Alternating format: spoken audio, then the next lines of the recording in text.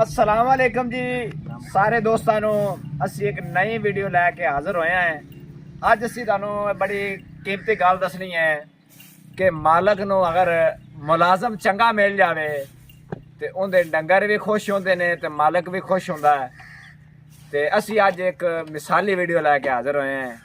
यह जनाब भाई बूटे ने बंदा रखा है तो बड़ा ही मेहनती बंदा आ तुसीं हुण देख सकते हो डंगरां दे थल्लों जनाब झाड़ू फेर रहा है, ठीक है, सफाई कर रहा है अच्छी तरह।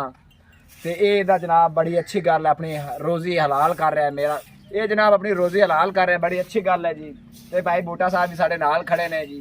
तो इन्होंने असीं पुछना चाहांगे ये बंदा तुहानू कित्थों मिलिया जी?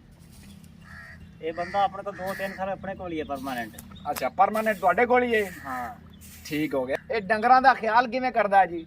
डंगरा जबरदस्त नीयत नाल काम करदा, मेहनत करदा बंदा, मेहनत कश बंदा है जी। आ तुसीं देख सकते हो जी डंगर खड़े जी, माशाल्लाह सारे डंगर खुश ने। डंगर ही दुआ दे रहे हैं जी, ठीक है। ते मालक भी खुश है। मैं ये दसना चाहना कि जेड़े दोस्त जिथे भी काम कर रहे हैं, चाहे वह फैक्ट्री च कर रहे हैं, चाहे वह डंगरां दा काम कर रहे हैं, चाहे वह ट्रैक्टर चला रहे हैं, जेड़ा भी दुनिया का काम कर रहे हैं, तुसी अपनी मेहनत करो, दिल लगी दे नाल काम करो। तुहाडा मालक भी खुश होएगा तो ऊपर वाला मालक भी खुश होएगा। तो जेड़ा भी काम करोगे उहदे च बरकत होएगी, ठीक है। यह मैसेज हर बंदे नू शेयर करो ताकि हर बंदा अपना जेड़ा भी काम करे नीयत नाल करे। दूसरी एक और गल असीं तुहानू दसना चाहुंदे आ कि मालकां दा भी हक बनदा है कि अपने मुलाजमां दा ख्याल कर। ख्याल किवें करना है जी?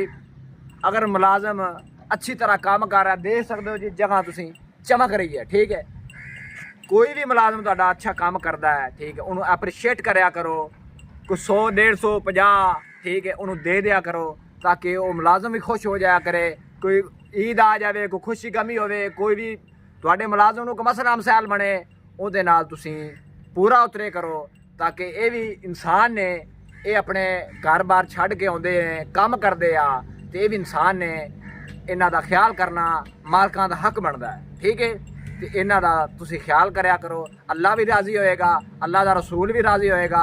जेड़ा काम करनगे उहदे च बरकत भी आएगा, ये भी खुश होएगा, तुसीं भी खुश होएगे, ते रब भी खुश होएगा, ठीक है। ये मैसेज तुसीं अगे शेयर करो जी, ठीक है। जेड़े दोस्त वेखणगे ताकि उन्हां तक अगे मैसेज जाएगा तो उहदे ते अमल करो। इंशाअल्लाह ताला ये दुनिया अपनी जेड़ी ना ये तरक्की जाएगी। तो अल्लाह पाक अगे दुआ है कि जेड़ा बंदा साडी वीडियो वेंदा है, अल्लाह पाक उनके रिज़्क च बरकत देवे। तो साडी वीडियो नू जी शेयर भी करया करो, तो साडे चैनल नू सबसक्राइब भी करया करो। असीं हुण इजाज़त चाहने जी। चंगा जी, रब रखा।